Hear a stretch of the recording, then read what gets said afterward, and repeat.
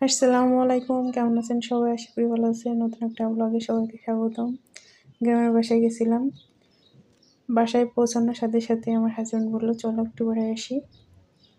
তো কাপড়-চোপড় আর খুলিনি, মানে বোরকা-টোরকা খুলিনি, ওই অবস্থায় চলে আসছি মাঠ দেখতে। আমাদের বাসার পাশেই। তো আপনাদের ভাইয়া আমার দেখাচ্ছে, এগুলো আমাদের জমি, ওইগুলো আমাদের জমি। মানে আমার দাদা শ্বশুরের আর আমার দাদা শ্বশুরের জমি সব চাচাদের ভাগ হয়েছে। তো দেখাচ্ছিল এটা আমার অমুক চাচা, আমাদের এটা এভাবে দেখাচ্ছিল। তো আমি আবার দেখছিলাম। মাঠটা দেখতে আসলেই ভালো লাগছিল। অনেকদিন পর গ্রামে আসছি। তো দেখতে সত্যিই খুব ভালো লাগছিল। এই যে সূর্যটা অস্ত যাচ্ছিল, দেখছিলাম। আবার দেখলাম এখানে ২ টা বাচ্চা ঘুড়ি নিয়ে যাচ্ছে বাসায়। এই যে আসলে অসম্ভব সুন্দর লাগছিল সূর্যটা দেখতে।